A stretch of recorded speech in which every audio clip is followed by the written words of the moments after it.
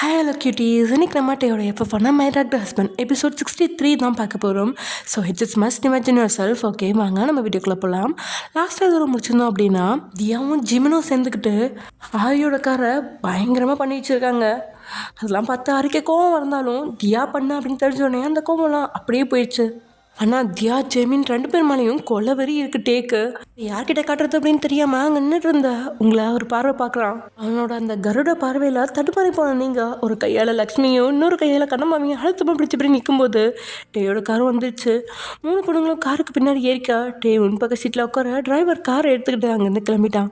இங்கே நம்ம ஜிமின் வேணும்னே ஆரி கூட மயூரி போகக்கூடாது அப்படிங்கிறதுக்காக மயூரியும் கூட்டிகிட்டு தியாவையும் இழுத்துட்டு பைக்கில் போயிட்டுருக்கான்.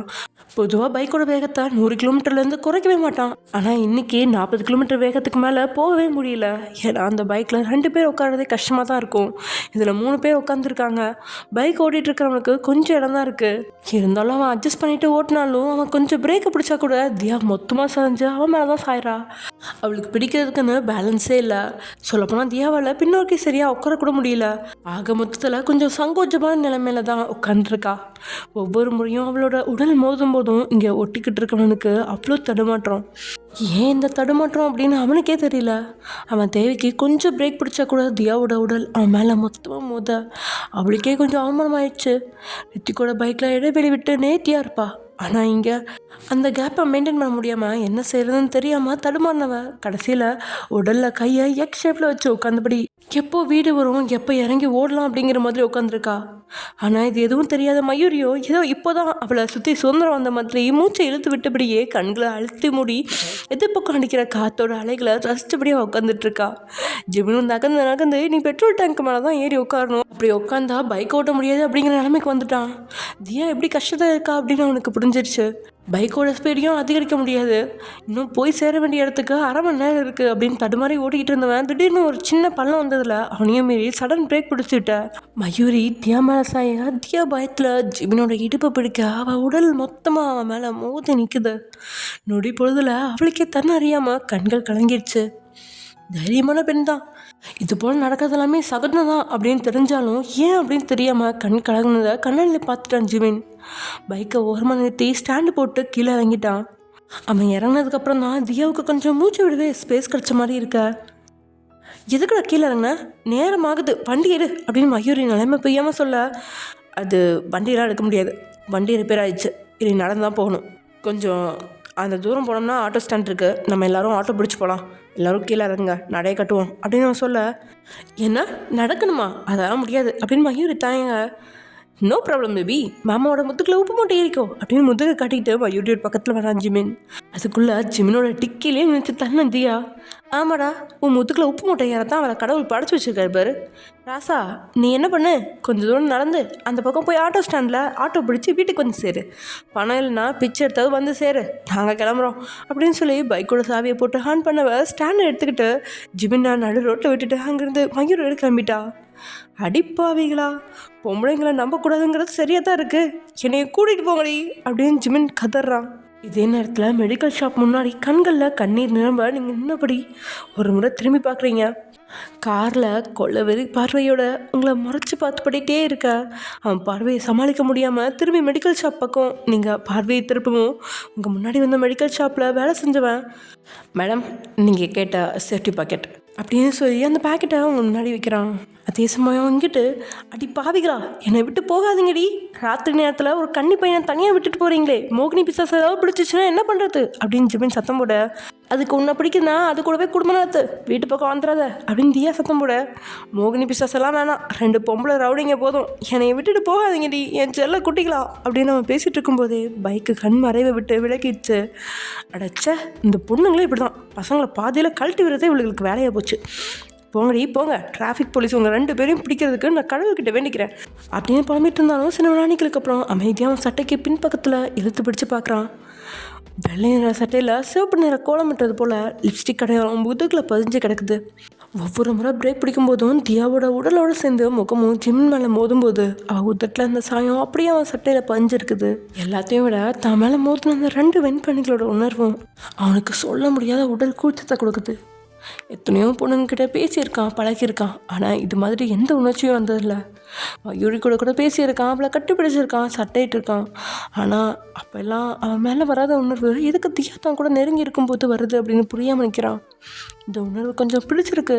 ஆனால் இது போன்ற உணர்ச்சிகள் பொறுப்புகளுக்குள்ளே தன்னை தள்ளிடுமோ அப்படிங்கிற பயமும் அவனை வாட்டி விதைச்சு நின்றுட்டு இருக்கும்போது அவன் முன்னாடி ஒரு கார் வந்து நிற்குது. காரோட கதவை திறந்த கண்ணம்மா, என்ன தம்பி இங்கே நிற்கிறீங்க? 2 பொண்ணுங்களுமா உங்களை கழட்டி விட்டுட்டு போயிட்டாங்களா அப்படின்னு கரெக்டாக கேட்கா. இன்னொன்று பிபி, நான் தான் அவங்கள கழட்டி விட்டேன், அதுவும் உனக்காக. நீ என்னை நினச்சி உருக்கிட்டு கிடப்ப. ஏற்கனவே என்ன நினச்சி உருகி 100 கிலோலேருந்து 75 கிலோவாக குறைஞ்சிட்டேன். இனி நீ உருகுனா 50 கிலோ ஸ்லிம் பியூட்டி ஆயிடுவ. அப்புறம் பின்னாடி நிறைய பசங்க வருவாங்க, அதில் எவனாவது உன்னை கொத்திட்டு போனால் நான் என்ன பண்ணுறது? அதான் உன்னை பார்க்கறதுக்காக மாமா வெயிட் பண்ணிகிட்ருக்கேன், ப்ளீஸ் என்னையும் சேர்த்துக்கோங்க அப்படின்னு சொன்னவன் காருக்குள்ளே ஏறலாம் அப்படின்னு போகும்போது தான் உள்ள டேயும் நீங்களும் இல்லைங்கிறத கவனிக்கிறான். அம்மா அவங்க 2 பேரும் எங்க அப்படின்னு ஜிமின் டென்ஷன் ஆகிட்டான். எனக்கு ஏதோ திங்ஸ் வாங்கணுமாண்டா, அதான் டே அவளை தனியாக காரில் கூட்டிகிட்டு போயிட்டுருக்கான் அப்படின்னு லக்ஷ்மி சொல்லிட்டா. திடீர்னு இப்படி நடந்ததால் கொஞ்சம் சந்தேகப்பட்டவன். அண்ணா அண்ணியை எங்கே கூட்டிகிட்டு போயிருக்கான்னு தகவல் தெரியுமா அப்படின்னு அவன் கொஞ்சம் சீரியஸாக கேட்க. ஆனால் என்ன தம்பி நீங்கள், அதுங்க 2 ஜோடியாக போயிருக்குதுங்க, அதுங்க எங்கே போனால் உங்களுக்கு என்ன, நீங்கள் உள்ளே வாங்க, நம்ம 2 பேரும் ஜோடியாக போகலாம் அப்படின்னு கண்ணம்மா சிரிச்சுப்படியே அழைக்க. கண்ணம்மாவும் லக்ஷ்மியும் ஆழ்ந்து பார்த்தவன் அவங்க 2 பேர் முகத்துலையும் மகிழ்ச்சி மட்டும் தான் தெரியுது. ஒரு வேளை டே வற்புறுத்தி உங்களை அழைச்சிட்டு போயிருந்தா நிச்சயம் 2 பேருமே மகிழ்ச்சியாக இருந்திருக்க மாட்டாங்க. அப்படின்னா உண்மையில ஏதாவது பொருள் வாங்க தான் போயிருப்பாங்களோ அப்படின்னு யோசிச்சவன் இவங்க கூட போகலாமா இல்லை அவங்கள தேடி போகலாமா அப்படின்னு யோசிச்சுப்படியே நிற்கா. தம்பி வர்றீங்களா வரலையா அப்படின்னு கண்ணம்மா கேட்கா. எஸ் ஐம் கமிங் அப்படின்னு சொல்லி உள்ளே ஏறிட்டான். அப்படியே கண்ணம்மாவோட மடியிலேயே உட்காந்துக்கிட்டான். டிரைவர்ண்ணா வண்டி எடுங்க அப்படின்னு சொல்லி அவள் தோளில் சாஞ்சிட்டான். அப்படியே ஐயோ என் கால் உடையுது, கீழே இறங்குங்க தம்பி. நீங்கள் என்ன சின்ன குழந்தையா? சின்ன பிள்ளையா இருக்கிறப்ப தான் என் மடியை வந்து உட்காந்து என்னையும் அம்மாவையும் அப்பா அடிச்சிடாருன்னு சொல்லி அழுவீங்க. இப்போ அதே மாதிரி வந்து உட்காடுறீங்களே, எந்திரிங்க. என் புருஷனோ பிள்ளையோ பார்த்தாங்கன்னா எனக்கு டிவோர்ஸ் தான் தருவாங்க அப்படின்னு கண்ணம்மா சொல்ல. சூப்பர் கண்ணம்மா, இந்த ஐடியாவை நான் கூட யோசிக்கல, ஆனால் நீ யோசிச்சிருக்கேன்னு நினைக்கிறப்ப ரொம்ப பெருமையாக இருக்குது. இந்த ஜென்மனில் 7 ஜென்மம் எடுத்தாலும் நீ தான் என் பொண்டாட்டி அப்படின்னு சொல்லி பேக்கெட்டில் இந்த மொபைல் எடுத்தவன் கண்ணமோட மடியில் உட்காந்துருக்கிறத ஒரு செல்ஃபி எடுத்துட்டான். என்ன தம்பி ஃபோட்டோ பிடிச்சிட்டிங்க, ஒழுங்காக அதை அழிச்சு தள்ளுங்க, யாராவது பார்த்தா தப்பாக நினைப்பாங்க, உங்கள் பொண்டாட்டி பார்த்தா பிரச்சனை தான் வரும் அப்படின்னு கண்ணம்மா பார்த்துற. நோ, நான் ஃபோட்டோ எடுத்தது என் பொண்டாட்டி பார்க்கறதுக்கு இல்லை, உன் புருஷனுக்கு அனுப்பி வைக்க தான். இதை மட்டும் உன் புருஷன் பார்த்தான்னு வச்சுக்கோ, உன்னை சந்தேகப்படி டிவோர்ஸ் பண்ணிடுவார், நம்ம 2 பேரும் கல்யாணம் பண்ணி லைஃப்பில் செட்டில் ஆகலாம், எப்படி என் பிளானு அப்படின்னு சொன்னவன் உண்மையில் கண்ணம்மாவோட ஹஸ்பண்டுக்கே வாட்ஸ்அப் எனக்கு அனுப்பி வச்சிட்டான். பாருங்க லக்ஷ்மி அம்மா உங்கள் பையன் பண்ணுற வேலையை அப்படின்னு கண்ணம்மா சலிச்சுக்க.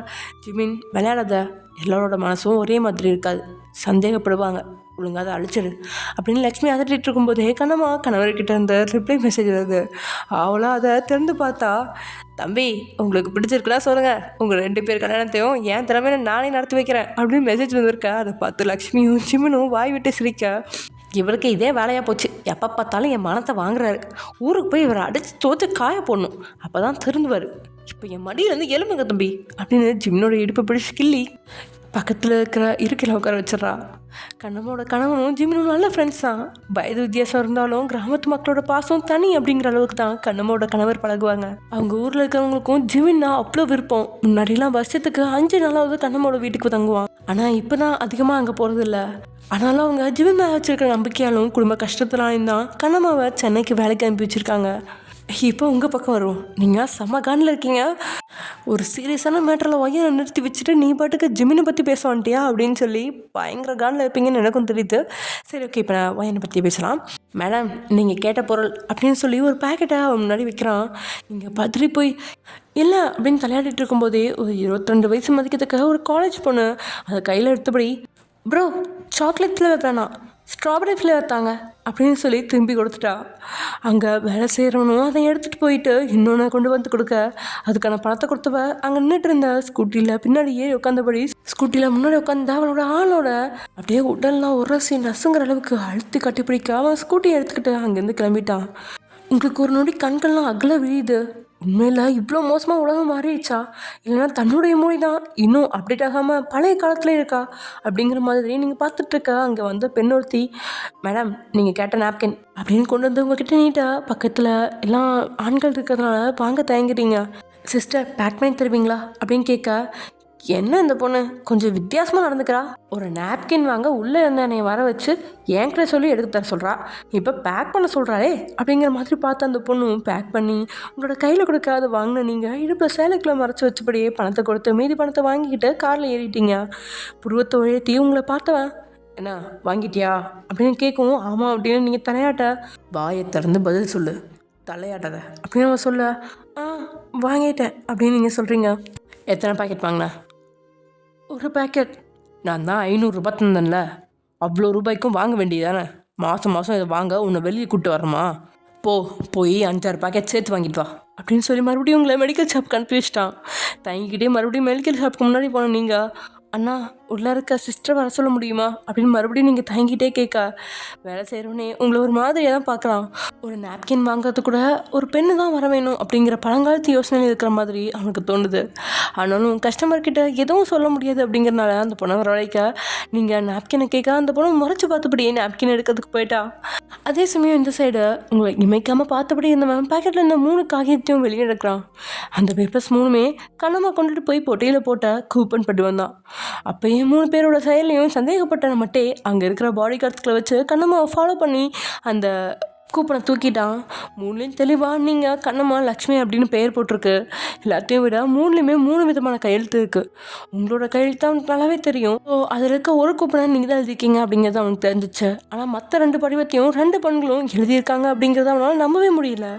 கண்ணம்மா படிவத்தில் ஒரு தப்புமே இல்லாமல் சரி எழுதியிருக்கா. பேரை மட்டும்தான் கண்ணு அம்மா அப்படின்னு தப்பாக எழுதியிருக்கா. ஆனால் லக்ஷ்மி நிறைய இடத்துல தப்பு போட்டு வெட்டி திருத்து எழுதியிருக்கா. அதனால தான் சொந்தமாக எழுதி தப்பு போட்டு எழுதியிருக்கா அப்படின்னு சொல்லி நல்லாவே புரியுது. கண்ணம்மா அப்படி இல்லை, மற்ற படிவத்தை பார்த்து சரியாக எழுதியிருக்கா அப்படிங்கிறதும் அவனுக்கு புரியுது. நிச்சயம் இதுக்கு முன்னாடி நீங்கள் தான் இருப்பீங்க, நீங்கள் தான் மற்ற பொண்ணுங்களுக்கு கற்றுக் கொடுக்குறீங்க அப்படின்னு அவனுக்கு புரிஞ்சிச்சு. சில நொடிகள் அந்த காகிதத்தை இமைக்காமல் பார்த்தவன் கை விரல்களுக்குள்ளே அதை மொத்தமாக அடக்கி சுருட்டி காருக்குள்ளே இருந்தபடியே ஆப்போசிட் இருந்த குப்பைத்தொட்டியில் வீசி எறிஞ்சிட்டான். ஏன்னோ அவனுக்கு நீங்கள் சுயமாக இருக்கிறதையே ஏற்றுக்க முடியல. இதில் லக்ஷ்மியும் அதே செய்கிறா, இதில் வேலைக்காரியும் அதே செய்கிறா. இதெல்லாம் பார்க்கும்போது என்னமோ அவசரப்பட்டு உங்களுக்கு எல்லாத்தையும் கற்றுக் கொடுக்குறோமோ அப்படிங்கிற மாதிரி ஒரு தடுமாற்றம் ஏற்பட தொடங்கிடுச்சு அவனுக்கு. வெளி உலகத்தை பற்றி தெரிஞ்சுக்கிட்டா தன்னுடைய அம்மாவும் மனைவியும் தன்னை விட்டு விலகிடுவாங்களோ, மறுபடியும் யாரும் இல்லாத அந்த தனிமை வாழ்க்கையை தனக்கு கிடச்சிருமோ அப்படின்னு தனக்கு தானே ஒரு வட்டத்துக்குள்ளே நின்றுட்டுருக்கான்ட்டே. அவனோட இந்த மனக்கண்ணோட்டத்திற்கு காரணம் அவனோட சொந்த அம்மா தான். மகேஸ்வரி வெளி உலகத்தை பற்றி தெரிஞ்சுக்கிட்டதால தான் கணவனும் குழந்தையும் வேண்டாம் அப்படின்னு ஓடிட்டா அப்படின்ட்டு சின்ன வயசுலேருந்தே மனசுக்குள்ளே பதிய வச்சிட்டான். இதனால தான் லக்ஷ்மிக்கும் உங்களுக்கும் வெளியுலகம் தெரியக்கூடாது, தன்னை விட்டு போகக்கூடாது அப்படின்னு நினச்சி உள்ளுக்குள்ளே அவனை அறியாமலே பயப்படுறான். சில நொடிகளில் கர்ப்பமாக இருக்கிற பொண்ணோட வயிறு எப்படி இருக்குமோ அது போல் வயிறு வீக்கம் போட்டிருக்க இடுப்பில் நாப்கின்களை அடுக்கி வச்சுக்கிட்டு காருக்குள்ளே வந்து உட்காடுறீங்க. டேஷ்போர்டை திறந்து உள்ளே இந்த பையை வெளியில் எடுத்த நீங்கள் அப்படியே சரிஞ்சிருந்து டேக் கூட பார்க்கக்கூடாது அப்படிங்கிற மாதிரி நாப்கினை உள்ளே தூக்கி போட்டு மடித்து மறுபடியும் டேஷ்போர்டுக்குள்ளே வச்சுட்டீங்க. எதுவும் பேசாமல் நீங்கள் அமைதியாக இருக்கா. மெடிசன் ஏதாவது வேணுமா, அதையும் சேர்த்து வாங்கிக்கோ. நாளைக்கு வயிறு வலின்னு சொல்லி வேலை செய்யாமல் படுத்துக்கிறதா நடக்கிறதே வேறு அப்படின்னு மிரட்ட. இல்லை வேணாங்க, மெடிசன் சாப்பிட்டா எப்பவும் பெயின் வரும், எல்லா முறையும் சாப்பிட வேண்டியிருக்கும், நான் அட்ஜஸ்ட் பண்ணிக்கிறேன் அப்படின்னு நீங்கள் சொல்லிட காரை ஸ்டார்ட் பண்ணுவேன். அங்கேருந்து கிளம்பிட்டான். அவங்களுடைய கார் வீடு இருக்கிற பக்கத்துக்கு போகாமல் இன்னொரு பக்கமாக போக, என்னங்க நம்ம தப்பான ரூட் போகிறோம், நம்ம திரும்பி போகணும்னு நினைக்கிறேன், அந்த பக்கம் தானே நம்ம வீடு இருக்குது அப்படின்னு நீங்கள் சொல்லவும், என்ன வெளியே ரொம்ப தான் சுற்றி தெரியுறியோ, வீடு எந்த பக்கம் இருக்குன்னு வழி என்ன சொல்கிற? ஒரு வேளை கோயிலுக்கு போன கேப்பில் உன் தங்கச்சி காலையில் உங்களை துணி கடைக்கும் பெரிய ஹோட்டலுக்கும் கூட்டிகிட்டு போனாலே, அப்போ உன் தங்கச்சி ரூட்லாம் சொல்லி தந்தாலோ அப்படின்ட்டு கேட்க இங்கே உங்களுக்கு ஹார்ட் பீட்லாம் எகிரிடுச்சு. லக்ஷ்மி நீங்கள் கண்ணம்மா 3 பேர் சேர்ந்து திட்டமிட்டு கோவிலுக்கு பக்கத்தில் இருக்க ஒரு சின்ன கடையிலேருந்து ட்ரெஸ்ஸை வாங்கி போட்டுக்கிட்டோம் அப்படின்னு வாய் கூசாமல் டேக்கிட்டு போய் சொல்லியிருந்தாங்க. அவன் ஏதோ கண்ணு முன்னாடி பார்த்த மாதிரி அவ்வளோ கரெக்டாக சொன்ன டேயோட வார்த்தையால் கொஞ்சம் பதறி போகிறீங்க நீங்கள். பாயை கொடுத்தா வம்பு அப்படிங்கிற மாதிரி அமைதி காக்க காரோட வேகம் மின்னல் வேகத்தில் கிளம்பி ஒரு இடத்துக்கு முன்னாடி வந்து நிற்க, அந்த இடத்த பார்த்து அடுத்த நொடி உங்களோட முகம் அவ்வளோ வாடுது. ஏன்னா அவன் பீச்சுக்கு தான் கூட்டிகிட்டு வந்திருக்கான். அந்த பீச்சில் வச்சு தான் 1 மாத காலத்துக்கு முன்னாடி 3 மணி நேரம் டே கூட ஸ்பெண்ட் பண்ணீங்க. அந்த 3 மணி நேரம் பொண்ணான நிமிடம். ஆனால் அதுக்கப்புறம் அந்த நைட்டு நீங்கள் அனுபவித்த வேதனை டே மேலே சொல்ல முடியாத பயத்தை உருவாக்கி இருந்துச்சு. அதெல்லாம் கண்ணு முன்னாடி வந்து போக தடுமாறி நின்று நீங்கள் டேயை ஒரு பார்வை பார்க்க, கீழே இறங்க கொஞ்ச நேரம் பீச்சில் டைம் ஸ்பெண்ட் பண்ணலாம் அப்படின்னு அவன் சொல்ல, இல்லைங்க வீட்டுக்கு போவோம், எனக்கு முடியல, ட்ரெஸ் சேஞ்ச் பண்ணணும், புரிஞ்சுக்கோங்க அப்படின்னு நீங்கள் அவங்க நிறைய எப்படி சொல்கிறது அப்படின்னு தெரியாமல் தடுமாற, நான் உங்ககிட்ட கீழே இறங்க சொன்னேன் அப்படின்னு அவன் குரலை உயர்த்தினதும் அமைதியாக கீழே இறங்கிட்டீங்க. கார்லேருந்து கீழே இறங்கினபடியே மொபைலை எடுத்து காதில் வச்சவன் நான் சொன்னது எங்க அப்படின்னு பீச்லேயே எக்கோ சத்தம் கேட்குற அளவுக்கு மொபைலில் கத்த பாஸ் பாஸ் வந்துட்டேன் பாஸ் கோவப்படாதீங்க அப்படின்னு பதர்ன மேனேஜர் ஒரு பெரிய கேரவனை டேயோட காருக்கு முன்னாடி கொண்டு வந்து நிறுத்துறான். காரோட டேஷ்போர்டை திறந்து உள்ளேருந்து நாப்கின் கவரை எடுத்து உங்கள் கையில் கொடுத்துவேன். போய் குளிச்சுட்டு ட்ரெஸ் சேஞ்ச் பண்ணிட்டு வா அப்படின்னு சொல்ல உங்களுக்கு என்னமோ கேரவனில் ட்ரெஸ் மாற்றுறதுலாம் கொஞ்சம் பயமாக இருக்கா, இதில் குளிச்சு வேற விட மாற்றணுமா அப்படிங்கிற மாதிரி தடுமாறுறீங்க. எல்லாத்தையும் விட பீரியட்ஸ் வேறு ஸ்டார்ட் ஆகிடுச்சு, வயிறு வலிக்க தொடங்கிடுச்சு, வீட்டுக்கு போனால் தான் சரியாக இருக்கும் அப்படின்னு தோணுனால ப்ளீஸ் வீட்டுக்கு போவோமா அப்படின்னு நீங்கள் கேட்க அதுக்கு பதில் எதுவும் சொல்லாமல் டைம் முறைச்சி மட்டும்தான் பார்க்குறான். இதுக்கு மேலே பேசி பிரயோஜனம் இல்லை அப்படின்னு நாப்கினை இடுப்பில் மறைச்சி வச்சுக்கிட்டு கேரவனுக்குள்ள நுழைஞ்சிட்டீங்க. டிரைவர் சீட்லேருந்து இறங்கின மேனேஜரும் பாஸ் டிராஃபிக்காக இருந்துச்சு அதான் கொஞ்சம் லேட் ஆகி போச்சு அப்படின்னு பேசிகிட்டு இருக்கும்போதே கணக்கில் பலார்னு ஒன்று வாங்குறான் மேனேஜர். அட பாவி பாஸு 3 நிமிஷம் லேட்டுக்கு இப்படி அடிச்சிட்டேடா, ஒரு நாளும் இல்லாமல் என் கூட ஜல்சா பண்ண ஒத்துக்கிட்டேன், என் பொண்டாட்டியே பாதியிலே விட்டுட்டு வந்திருக்கேன், என்னைய போய் அடிச்சிட்டியே அப்படிங்கிற மாதிரி உள்ளுக்குள்ளே நினச்சிக்கிட்டாலும் வெளியே வழக்கம் போல் சிலையாக நிற்கா.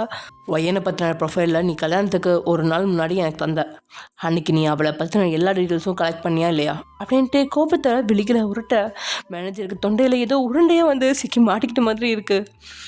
ஏன்னா உங்களை பற்றி விசாரித்து எல்லா தகவலையும் வச்சுருந்தான். சொல்லப்போனால் நீங்கள் மட்டும் இல்லை கூடலூரை பற்றி கூட எல்லா தகவலையும் எடுத்திருந்தான். ஆனால் தியாவை பற்றி மட்டும்தான் அவன் கொடுக்கல. இருந்தாலும் பல வாரம் யோசித்த மேனேஜருக்கு பாஸ் எதை கேட்குறாரு, அன்றைக்கி இந்த பிள்ளை பற்றி ஊரில் எல்லார்கிட்டையும் விசாரித்து தான் தகவல் கொடுத்தேன், நான் கொடுத்த டீட்டெயில்ஸில் இம்ப்ரெஸ் ஆகித்தனா கட்டினா அந்த பிள்ளை தான் கட்டுவேன்னு சொல்லி அந்த பிள்ளையை கட்டி அடிமைப்படுத்தினாரு. ஒரு வேளை அந்த பிள்ளைக்கு நமக்கு தெரியாமல் தான் லவ் இருந்திருக்குமோ, இல்லைனா யாருக்கூடயாவது அஃபேர் இருந்துக்குமோ அப்படின்னு மேனேஜரோட மைண்ட் வாஷ் ஓடிட்டு இருக்கும்போதே அவன் கால் பாலம் நசுங்கி போய் பதறி துடிக்கிறான். அந்தளவுக்கு மேனேஜரோட காலை அழுத்தி மிதிக்கிறான்ட்டே. ஐயோ பாஸ் காலை உடச்சிடாதீங்க அப்படின்னு மேனேஜர் பதற. நான் இங்கே கேள்வி கேட்டால் நீ மைண்ட் வாஷ் ஓடிட்டு இருக்கியா, கேட்டதுக்கு பதில் சொல்லு, ஒயன் பற்றி நல்லா விசாரிச்சியா இல்லையா அப்படின்ட்டே கேட்க பாஸ் நல்லா விசாரித்தேன், அந்த பிள்ளை சொக்க தங்கம் பாஸ், எந்த பையன்கிட்டையும் பேசாது பழகாது, மீறி பேசினா கூட அண்ணன்னு சொல்லி தான் பாஸ் கூப்பிடும், சும்மா பஞ்சாயத்து ஆஃபீஸ்லேருந்து விசாரிக்க வந்திருக்கேன்னு பொய் சொல்லி அவங்க வீட்டுக்கு போனப்போ கூட எவ்வளோ ஹேண்ட்ஸமாக இருக்கேன்னு என்னையை பார்க்காம அண்ணான்னு சொல்லி தான் பஸ் கூப்பிட்டா, அந்தளவுக்கு நல்ல பிள்ளை பாஸ், தயவு பண்ணி சந்தேகப்படாதீங்க அப்படின்னு மேனேஜர் பேசிகிட்டு இருக்கும்போதே காலில் இன்னொரு முறை ஓங்கி ஒரு மிதிக்கிறான். மேனேஜரோட கால் எலும்பு உடஞ்சிருச்சு அப்படின்னு தான் கூறலாம். ஆனால் மேனேஜர் குத்துக்கெல்லாம் நிற்க கன்னத்தில் பலர்னு ஒன்று கொடுத்துட்டு மேனேஜரோட கண்ணாடியை அந்த இடத்துல பறந்து போய் கீழே வைக்கிற வச்சுவேன். நீ விசாரிச்சு கிழிச்சிட்ட மயிறு, என் பொண்டாட்டிக்கு நல்லா பாடுற திறமை இருக்குது, நீ அதை மென்ஷன் பண்ணவே இல்லை, நான் அதை பற்றி கேட்டால் நீ ஏன்னா சம்மந்தமே இல்லாமல் லூஸ் தம்ம முளையிட்ருக்க அப்படின்னு கேட்ட வார்த்தையில் மிரண்டு போயிட்டான் மேனேஜர். ஆனால் நாசமாக போன பாஸு, நீ மைண்ட் வாய்ஸ் என்ன நினைக்கிறேங்கிறது எனக்கு எங்கேயா தெரியும், அதுலேயும் பொண்டாட்டிக்கு பாட தெரியுங்கிற ஒரு விஷயம் மிஸ் ஆனதுக்கா இப்படி அடித்த அப்படின்னு மைண்ட் வாய்ஸோட. ஆனால் வெளியே ரியாக்ஷன் எல்லாம் மன்னிச்சிருங்க பாஸ் அப்படின்னு கெஞ்ச, நாளைக்கு ஒன்று வச்சுக்கிறேன் ஒழுங்காக கிளம்பு அப்படின்னு டேக்கல. ஓகே பஸ், ஆனால் நான் எப்படி பஸ் போகிறது, கேரவனை நான் தான் ஓட்டிகிட்டு வந்தேன், ரிட்டர்ன் போகிறதுக்கு என்கிட்ட கார் இல்லையே, if you don't mind drop பண்ண முடியுமா அப்படின்னு வாலண்டியாக வாயை கொடுத்து 3வது அறையும் வாங்கிக்கிட்டு கழுத்தில் கை வச்சபடி பீச் ரோட்டில் தலைமையில் நடந்து வீட்டை நோக்கி நடைய கட்டுறான் மேனேஜர். சோகமே உருவா கால் பண்ண போக்கில் போயிட்டு இருந்த மேனேஜருக்கு முன்னாடி ஒரு பைக் வந்து நிற்குது. அதில் பாடி கார்டில் ஒருத்தந்தான் பைக்கில் இருக்கா. வாங்க மேனேஜர் சார், நானே ட்ராப் பண்ணுறேன் அப்படின்னு சொல்ல, அடா சுப்பையா இங்கே தான் நின்னியாடா அப்படின்னு கேட்க, ஆமாம் சார் டே சாருக்கு தான் ஆபத்து இருக்கே, அதான் அவருக்கு பீச்சுக்கு போகணும்னு சொன்னதும் நாங்கள் ஒரு டீமே பீச்சுக்கு வந்தோம், கொஞ்சம் தூரமாக தான் நின்றுட்டு இருந்தோம், பாஸ் தான் உங்களால் ட்ராப் பண்ண சொன்னார், வாங்க வந்து வண்டியில் ஏறுங்க அப்படின்னு சொன்னதும் பைக்கில் ஏறி உட்காந்து வந்துட்டேன். மேனேஜர் சார் எங்கே போகணும் அப்படின்னு கேட்க, அதுவா தோ பொண்ணுங்க கூட ஜல்சா போகணுன்னு ஆசையாக இருக்குது, ரெட் லைட் ஏரியா கூட்டிகிட்டு போ அப்படின்னு மேனேஜர் சொல்ல, மிரண்டு போய் மேனேஜரை பார்த்தவன், என்ன மேனேஜர் சார் சொல்கிறீங்க, 40 வயசுலேயும் உங்களுக்கு எல்லாம் ஆக்டிவேஷனில் தான் இருக்கா, இன்னும் குருவி செத்து போகலையா அப்படின்னு கேட்க கையில் இருந்த பையை எடுத்து அவன் தலையிலே அடித்தவன், அட நாசமாக போனவனே, உன்னை கலாய்க்கிறதுக்கு ரெட் லைட் ஏரியாவுக்கு கூட்டிகிட்டு போன சொல்கிறான், நீ என்னை திருப்பி கலாய்க்கிறியா, போடா போ என் வீட்டுக்கு வண்டி கொண்டு போ, அங்கே ஒருத்தி இருக்கா அவளை வேற நீ சமாதானப்படுத்தணும், போகிறதுக்கு முன்னாடி எங்கேயாவது நிறுத்தி காதில் வைக்க கொஞ்சம் பஞ்சு மட்டும் வாங்கி தந்துரு அப்படின்னு மேனேஜர் புலம்பு தொடங்க. கடைசியில் பாடி கார்டு தான் காதில் பஞ்சு வச்சுக்கிட்டு அங்கேருந்து கிளம்புறான். அதே சமயம் இங்கே கேரவனுக்கு முன்னாடி நின்றுட்டு இருந்தா டேயோ, எப்போ நீங்கள் வருவீங்க, இதுக்கு மேலே நீங்கள் சுயமாக யோசிக்கவே கூடாது, அந்த அளவுக்கு சம்பவம் பண்ண வேணும் அப்படிங்கிற மாதிரி நின்றுட்டு இருக்கான். இது தெரியாமல் கேரவனில் இருந்த விளக்கு அணைச்சிட்டு குளிச்ச நீங்கள் அந்த இருட்டிலே சேலையை ஒரு கடி தான் கேரவனோட லைட்ஸே ஆன் பண்ணுறா. அதுக்குள்ளே ஒயன், எவ்வளோ நேரம் தான் உள்ளே இருப்ப, கதவை திற அப்படின்னு டீ போட்ட சத்தத்தில் வேகமாக ஓடி வந்து கேரமோட கதவை திறக்கிறா.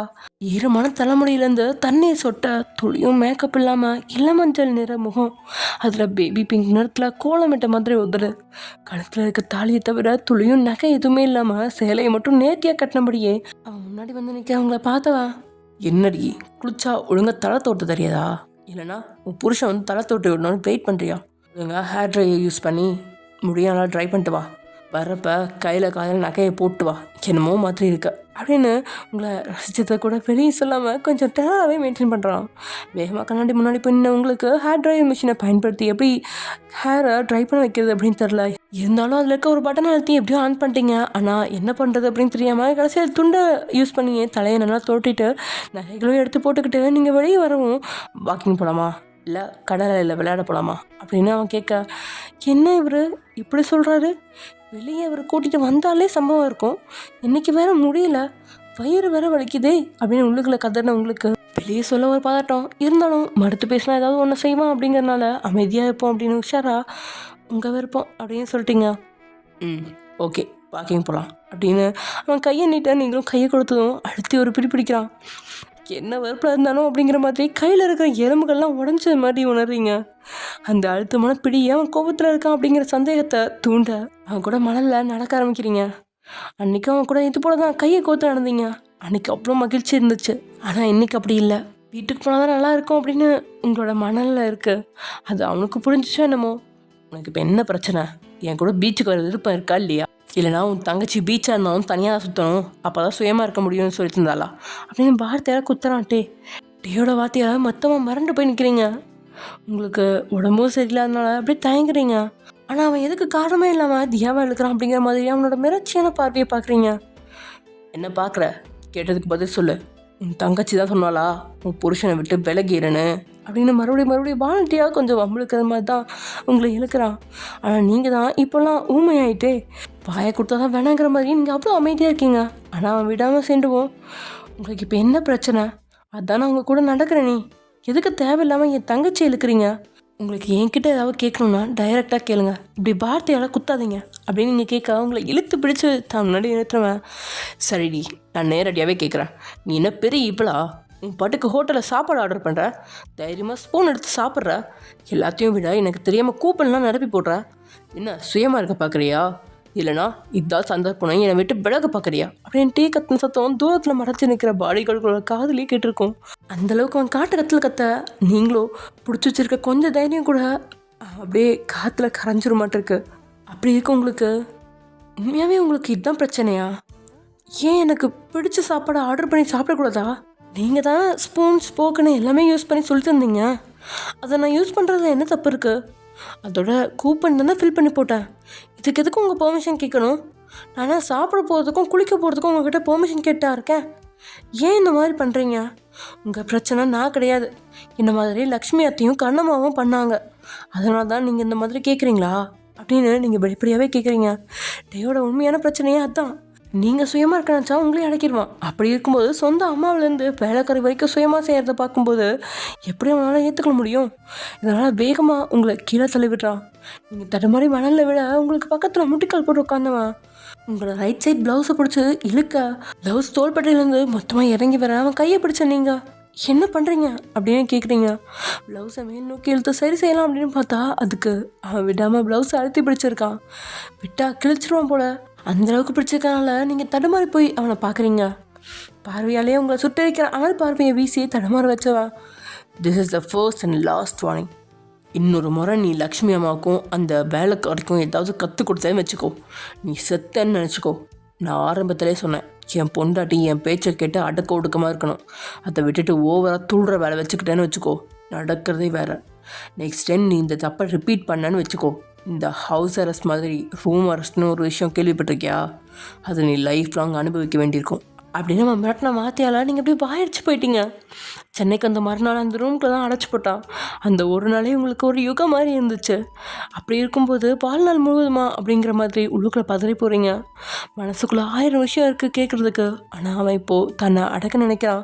இன்னும் எதிர்த்து பேசினா எதிர்வினை மோசமாக இருக்கும் அப்படிங்கிறத புரிஞ்சுக்கிட்டேன். நீங்கள் சரி, நான் இனிமேல் எதுவும் கற்றுக் கொடுக்க மாட்டேன், ப்ளீஸ் ட்ரெஸ்ஸை விடுங்க, உடம்பு அசிங்கமாக தெரியுது, யாராவது பார்த்துட்டு போகிறாங்க அப்படின்னு நீங்கள் சொல்ல உங்களுக்கு அறியாமல் 1-2 கண்ணீர் துளிகள் படிக்குது. அதை பார்த்து இறக்கப்படாமல் ரசித்தபடியே தோள்பட்டையிலேருந்து ப்ளவுஸை இறங்கி கிடக்க நிலவு வெளிச்சத்தை தெரிகிற உங்களோட உடலை ரசிக்கிறான். பால் வண்ண பஞ்சு செதுக்கி வச்ச உடல் அப்படிங்கிற மாதிரி பானத்தில் தெரிகிற நிலவை கூட உங்களோட பளிச்சிட்ட தேகம் அவன் கண்களுக்கு அவ்வளோ பிரகாசமாக தெரியா. உங்களை இருத்து தமடையே உட்கார வச்சவன் உங்களோட 2 கைகளையும் வயிற்றோட சேர்த்து அணைச்சி பிடிச்சபடியே உங்களோட தோள்பட்டையில் தலையை வைக்கிறான். ஆக்சுவலி இவ்வளோ நாள் ப்ளவுஸுக்கு மேலோட்டமாக தான் தலையை வச்சதுனால உங்களுக்கு அவ்வளோ ஒன்றும் தெரியல.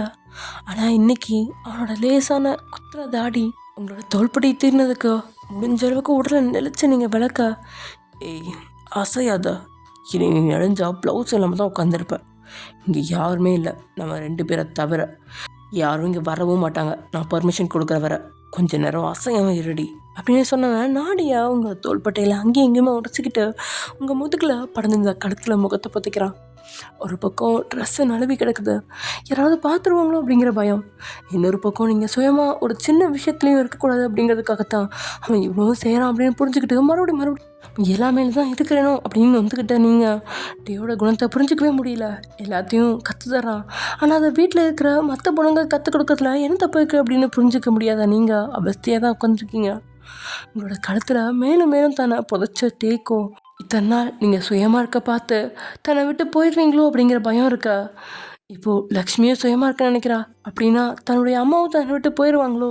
தனக்கு இருக்கிற 3 சொத்துக்கள்னா லக்ஷ்மி, ஜிமின், நீங்கள் மட்டும்தான். உங்களை கைக்குள்ளே அடக்க தான் முயற்சிக்கிறான், அதுக்காக உங்ககிட்ட வன்மையாகவும் நடந்துக்கிறான். ஆனால் லக்ஷ்மி ஒரு வேளை சுயமாக இருக்க பார்த்தா அவகிட்ட வன்மையாக நடந்துக்கவும் முடியாது. தன்னை விட்டு லக்ஷ்மி போயிட்டா அவனால் ஏற்றுக்கவும் முடியாது.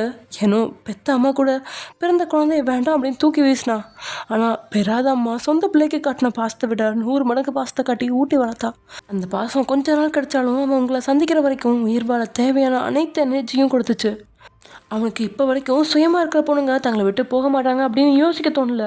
ஏன்னா சின்ன வயசுலேருந்தே பொண்ணுங்க சுயமாக இருந்தால் குடும்பத்தை விட்டு போயிடுவாங்க அப்படின்னு ஊட்டி வளர்த்த விஷயம் அவன் மனசை ஆக்கிரமித்ததுனால தடுமாறி போனவனுக்கு இப்போது உங்கள் மேலே பதிஞ்சிருக்கிற முகம் தான் கொஞ்சம் ஆறுதலை கொடுக்குது. இப்போல்லாம் டேக்கு அவனோட கோபத்தையும் தனிமையும் கட்டுப்படுத்த உங்கள் ஒருத்தியோட நெருக்கமே போதும். இல்லைனா டென்ஷன் குறையாது, தூக்கம் வராது, தலைக்குள்ளே பாரமாக இருக்கும் அப்படிங்கிற மாதிரி சுற்றி திரிவனுக்கு என்னதான் உங்ககிட்ட கோவப்பட்டாலும் உங்களுக்கு நெருங்கி இருக்கும்போது கிடைக்கிற அந்த மன அமைதி எங்கேயுமே கிடைக்கல. இந்த மன அமைதி இன்னும் தனக்கு வேணும் அப்படின்னு உங்களை தன்னோட இன்னும் சேர்த்து இறுக்கி பிடிச்சி உங்களோட கழுத்தில் புதைச்சி கார்மேக கூந்தலுக்குள்ளே நுழைச்சிக்கிட்டான். இங்கே உங்களோட இதயம் பத்தற, ப்ளீஸ் எவ்வளோ நேரம் வேணாலும் இப்படியே உட்கார வைங்க, கையை மட்டும் விடுங்க, பயமாக இருக்குது, ட்ரெஸ்ஸை மட்டும் சரி பண்ணிக்கிறேன் ப்ளீஸ் அப்படின்னு நீங்கள் பொறுமையாக கெஞ்ச உங்களோட 2 கைகளையும் விடுவிச்சவன் உங்களோட வயிற்றை கட்டி பிடிச்சிட்டு உட்காந்துட்ருக்க. அசையாமல் ப்ளவுஸுக்கு மேலே இழுத்து ட்ரெஸ் சரி செய்வீங்க.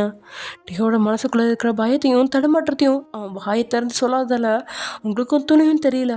உங்களுக்கு தெரிஞ்சதெல்லாம் நீங்கள் ஒரு அடி முன்னாடி எடுத்து வச்சு ஆட்டையை 10 அடி பின்னோக்கி இழுக்கிறான், இல்லைன்னா உங்களுக்கு முன்னாடி வேலியாக வர்றான் அப்படிங்கிற வேதனையோட வானத்தில் தெரிய நினைவை பார்த்த உங்களுக்கு காரணமே இல்லாமல் அளவோட ஞாபகம் தான் வருது. நிமிடங்கள் 1 மணி நேரமாக கரையுது. ஒரே இடத்துல உட்காந்து உங்களுக்கே கஷ்டமாக இருக்குது. எப்படி தான் மடியில் 1 மணி நேரமாக உங்களை தாங்கி வச்சுருக்கான்? இவனோட கால்லாம் பலிக்காதா? ஒரு வேளை இவன் எந்திரமா? மனசு தான் எந்திர மாதிரி இருக்குன்னு பார்த்தா உடலும் எந்திரமாக தான் இருக்கும் போலையே. அவன் கால்கள்லாம் நடுங்க ஆரம்பித்ததுக்கப்புறமும் கூட உங்களை அப்படியே மடியில் தான் வச்சுருக்கான், ஒரு இன்ச்சு கூட அசைக்கவே இல்லை. அதே நேரத்தில் அவன் ஆறுதலுக்காக உங்களை நாடும்போது அவனோட கைகள் உங்களோட உடலை தப்பாக தீண்டாது. அதுக்கேற்றபடி கைகளும் அசைவில்லாமல் அப்படியே இருக்கா. இருளில் கடல் அலைகள்லேருந்து வர்ற காற்றால் உடல்லாம் குளிரில் நடுக்கிற மாதிரி இருக்கா. நீங்கள் ஒரு கடத்துக்கு மேலே தாக்கு பிடிக்க முடியாமல் கொஞ்சம் நகர்ந்து டேயோட கழுத்தில் சாயிறீங்க. உங்களோட அணைப்பில் கொஞ்சம் தன்னிலைக்கு மீண்டு வந்தவன் ரொம்ப குளிர்தாடி அப்படின்னு கேட்கா. அப்படின்னு நீங்கள் சொல்ல, சரி எலும்பு அப்படின்னு அனுமதி கொடுத்துட்டான். உடனே குடுக்கணும் எழுந்துட்டீங்க. அங்கேருந்து போகலாம் அப்படின்னு தயாராக நிற்கா. 5 நிமிஷம் கடல் அலையில் காலை நடிச்சிட்டு போவோம் அப்படின்னு உங்களை தூக்கிட்டு போய் கடல் அலையில் நிறுத்திட்டான். ஏற்கனவே குளிரில் நனங்கிட்டு இருந்த நீங்கள் கடல் அலையிலேருந்து வர்ற தண்ணீரில் குளிச்சிட்டிங்க. கடைசியாக 5 நிமிடம் அப்படின்னு சொன்னவன் 15 நிமிஷம் தண்ணியில் உங்களை ஊரை போட்டு வெளியே கொண்டு வர்றான். கேரவனுக்கு பக்கத்தில் கொண்டு வந்துவேன். உள்ள ட்ரெஸ் இருக்க, ட்ரெஸ் சேஞ்ச் பண்ணிவிட்டு சீக்கிரமாக வெளியில் வா, வீட்டுக்கு போகலாம் அப்படின்னு அவன் வாயிலேருந்து வந்த வார்த்தை அப்பாடா அப்படின்ட்டு இருக்கு. அப்படியே தலையாட்டி பொம்மையா சரின்னு தலையாடிக்கிட்டு வேகமாக உள்ள நுழைவீங்க. பீச்சுக்கு வர வரைக்கும் கொஞ்சம் கோவமாக தான் இருந்தான். இன்னைக்கு உங்களை கண்டிப்பாக ஏதாவது செய்யணும், நீங்கள் என்னை சுயமாக இருக்க நினைக்கக்கூடாது அப்படின்னு நினச்சான். ஆனால் நீங்கள் இன்றைக்கி பீரியட் அப்படின்னு சொன்னதால் உங்களை உடல் அளவில் காயப்படுத்த மனசு வரல. அது மட்டும் இல்லை, இப்போல்லாம் உங்களை உடல் அளவில் காயப்படுத்தினா மறுபடியும் விட்டுட்டு போயிடுவீங்களோ அப்படிங்கிற பயமும் இருக்குது. இன்னைக்கு சுயமாக இருக்க மாட்டேன் அப்படின்னு நீங்கள் சொல்கிற வார்த்தையும் உங்களோட நெருக்கமும் அவனோட மனசை கொஞ்சம் அமைதியாக்கி இருந்துச்சு. ஆனால் கேரமலுக்கு வந்த உங்களுக்கு மனசு மொத்தமாக நொறுங்குது. ஏன்னா ட்ரெஸ்ஸை மாற்றிக்கிறதுக்கு பார்த்தா காலையில் டீ வாங்கி கொடுத்த அந்த சுடிதார் தான் இருக்குது. அதை பார்த்து உங்களுக்கு சுத்தமாக பிடிக்கல. நீங்கள் ஆசையாக ஒரு ட்ரெஸ் வாங்கினதுக்கே எங்கே சுயமாக இருந்து விடுவீங்களோ அப்படின்னு அவ்வளோ குடும்பப்படுத்திட்டு அதுக்கு பதிலாக அதே மாதிரி வேறு ட்ரெஸ்ஸை வாங்கி கொடுத்து அவனுக்கு கீழே தான் இருக்க வேணும் அப்படிங்கிற மாதிரி சொல்லாமல் சொல்லிட்டான். அப்படி அவன் வாங்கி தந்த ட்ரெஸ்ஸை காலத்துக்கும் தொடக்கூடாது அப்படிங்கிற நினச்ச நீங்கள் கபோர்டில் வச்சிட்டிங்க. ஆனால் அது திரும்ப சுற்றி தான் கைக்கே வந்துருச்சு. இதை பார்த்த உங்களுக்கு டேயோட அடிமையாக இருக்க வேணுமா இல்லை தன்மானத்தோடு இருக்கணுமா அப்படின்னு மனசோட 15 நிமிஷம் கழிச்சு கேரவனை திறந்து வெளியில் வந்த உங்களை பார்த்த டேக்கு முகம் கோபத்தில் அப்படியே சிவக்குது. ஏன்னா நீங்கள் கட்டியிருந்த அதே சேலை தான் கட்டியிருக்கீங்க. என்ன பண்ணுற, உள்ள ட்ரெஸ் இருக்குது, அதை எடுத்து போட்டுட்டு தானே வர சொன்னேன் அப்படின்னு டே கேட்கா. இல்லைங்க, சுடிதாரை வீட்டுக்கு போட்டுட்டு போனால் யாராவது பார்ப்பாங்க, அப்புறம் நீங்கள் என்கிட்ட தான் கோவப்படுவீங்க. எனக்கு இந்த சேலை போதும் அப்படின்னு நீங்கள் சமாளிக்க பார்க்க, வீட்டில் யார் என்ன கேட்டாலும் அதை நான் பார்த்துக்கிறேன், போய் சுடிதாரை போடு அப்படின்ட்டே சொல்ல, இல்லை வேண்டாம், சேலை ஈரமாக இல்லை, நான் ஏற்கனவே உள்ளே இந்த ஹேர் ட்ரையரை வச்சு நல்லாவே காய வச்சுட்டேன், எனக்கு இது போதும், நீங்கள் ட்ரெஸ் சேஞ்ச் பண்ணிட்டு வாங்க, நான் காரில் வெயிட் பண்ணுறேன் அப்படின்னு போக பார்த்தவங்களை பிடிச்சி தான் முன்னாடி நிறுத்திட்டு, இப்போ உன்னால் அந்த சுடிதாரை போட முடியுமா முடியாதா அப்படின்னு உங்களோட கண்களை பார்த்தபடி கேட்குறான். எப்பயுமே உங்களோட தன்மானம் தான் இடிஞ்சு உடஞ்சிக்கிட்டு இருக்கு. ஆடை சுதந்திரம் தான் உங்களுக்கு இல்லை. ஆனால் நீங்கள் எந்த ட்ரெஸ் போகணுன்னு கூட ஏன் அவன் தேர்ந்தெடுக்கணும்? இப்போ இந்த ட்ரெஸ்ஸை மட்டும் போட்டால் திரும்ப திரும்ப மிரட்டியே தன்னையே அவனுக்கு கீழே அடிப்பணி வைப்பான். பொண்ணு அப்படின்னா கொஞ்சமாக சுயகர்வம் வேணாமா?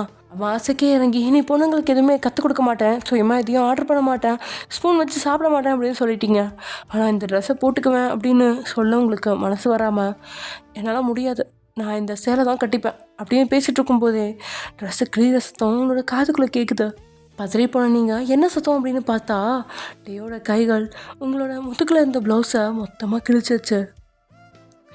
ஓகே ஃப்ரெண்ட்ஸ், இது வந்து எபிசோட முடிச்சுக்கலாம். நெக்ஸ்ட் எபிசோட என்ன நடக்க போகுது அப்படிங்கிறத நெக்ஸ்ட் எபிசோட பார்க்கலாம். ஓகே, பாய்.